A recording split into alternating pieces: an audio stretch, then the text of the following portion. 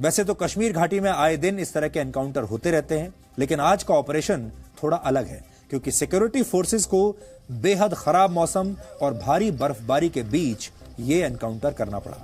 बर्फबारी के बीच एनकाउंटर कैसे होता है आज हम आपको दिखाएंगे। इस दौरान हमारे जवानों को अपने सीने पर पत्थरबाजों के पत्थर भी झेलने पड़े। यहां सोचने वाली बात यह है कि सिर्फ 10 डिग्री सेल्सियस में देश के मैदानी इलाकों में रहने वाले लोगों की हालत खराब हो जाती है। ठंड से लोग कांपने लगते हैं और अपने अपने घरों में दुबक जाते हैं, लेकिन हमारे सैनिक -11 डिग्री सेल्सियस में बर्फ के बीच आतंकवादियों की गोलियों का सामना करते हैं और अपनी तरफ फेंके गए पत्थरों को भी बर्दाश्त करते रहते हैं। ऐसी परिस्थितियों के बावजूद इनके होश में, इनके जोश में कोई कमी नहीं आती।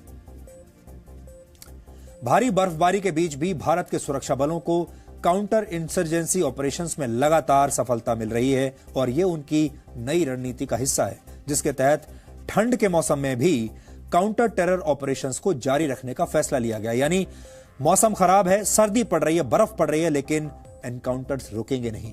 बर्फ की आड़ में घुसपैठ करने वाले आतंकवादी अपने हाइडआउट्स यानी छिपने वाली जगह से बाहर निकलते हैं और खुद को एक्सपोज कर देते हैं और इसी वजह से उन्हें मारने में आसानी होती है, परेशानी नहीं होती। पिछले 2 महीनों में सुरक्षा बलों ने 62 आतंकवादियों को उनके अंजाम तक पहुंचाया है और यह सिलसिला लगातार जारी है।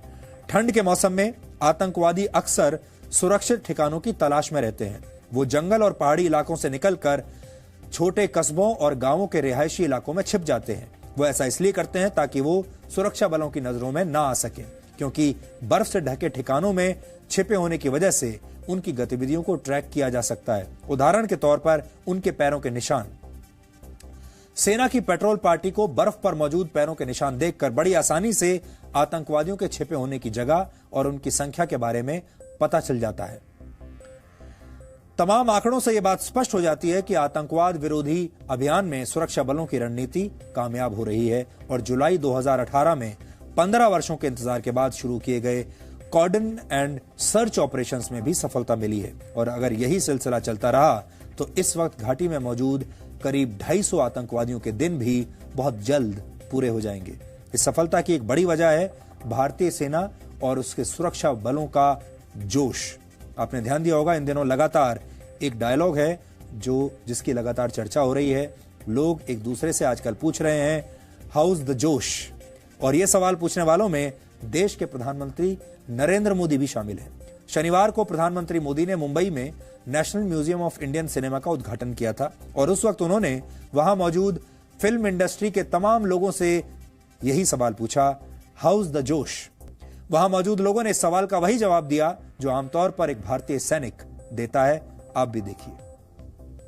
आज जब आप सभी नए भारत के नए सिनेमा को गढ़ने में जुटे हैं, तब मेरा आप सबसे एक सवाल है, क्योंकि इसमें काफी सभी पीढ़ियां हैं, इसमें पुरानी पीढ़ी के लोग भी हैं और बिल्कुल नई पीढ़ी के लोग भी हैं, और इसलिए मेरे मन में एक सवाल है और आप ही के बीच आया हूं तो शायद वो ज्यादा उसी तरीके से अच्छा रहेगा। हाउ इज द जोश।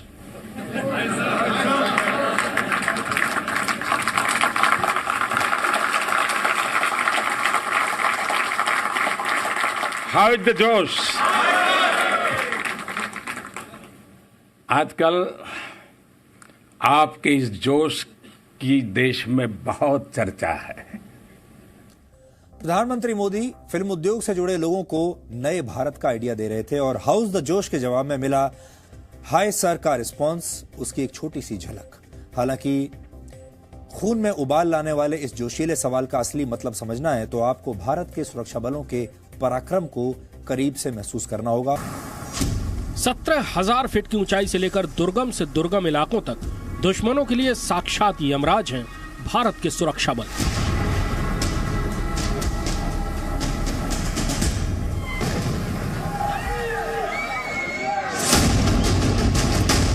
कम से कम जम्मू कश्मीर के बडगाम में हड्डियां गला देने वाली ठंड और बर्फीले मौसम में इंसानियत के दुश्मनों के सफाई अभियान में जुटे सिक्योरिटी फोर्सेस के जवानों की ये तस्वीरें तो इस बात की तरफ इशारा कर रही हैं। वो आए थे घुसपैठ करके हिंदुस्तानियों का खून बहाने, लेकिन भारत के सुरक्षा बलों के जोश के आगे उनके ये सारे नापाक इरादे ठंडे पड़ गए।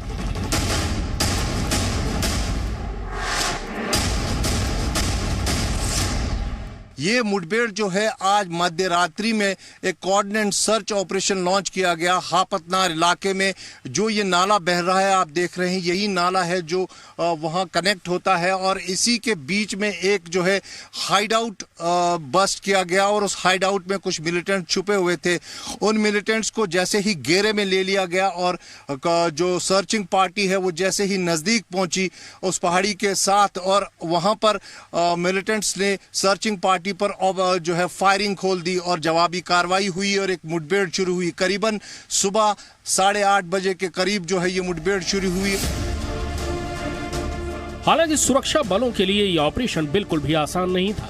एक तरफ आसमान से गिरती सफेद आफत थी, दूसरी तरफ बिल में छिपे आतंकवादी थे और तीसरी तरफ पत्थरबाजों की वो फौज थी जो सुरक्षा बलों के काम में रोड़ा अटकाने का काम कर रही थी।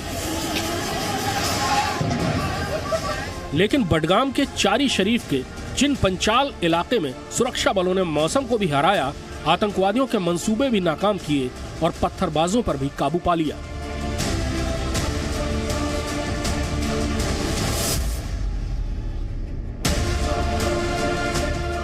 वैसे आतंक विरोधी अभियान वाले काम ने पिछले 2 सालों से काफी तेजी पकड़ी है।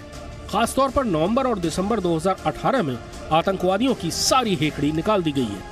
नवंबर में 40 आतंकवादी मारे गए तो दिसंबर में 19 को उनके अंजाम तक पहुंचा दिया गया और यही सिलसिला जनवरी 2019 में भी जारी है। ये भी कहा जा सकता है कि पिछले 30 महीने कश्मीर घाटी में मौजूद आतंकवादियों के लिए किसी प्रलय से कम नहीं थे और इसमें काउंटर इंसर्जेंसी ऑपरेशन का बहुत बड़ा हाथ है। वर्ष 2018 में आतंकवादी गिरोहों के 9 टॉप कमांडर्स का खात्मा किया गया और जिस रफ्तार से भारत के सुरक्षा बल काम कर रहे हैं उसे देखकर ऐसा ही लगता है कि बचे हुए आतंकवादियों का अंत भी बहुत नजदीक है। श्रीनगर से खालिद हुसैन के साथ ब्यूरो रिपोर्ट, जी मीडिया।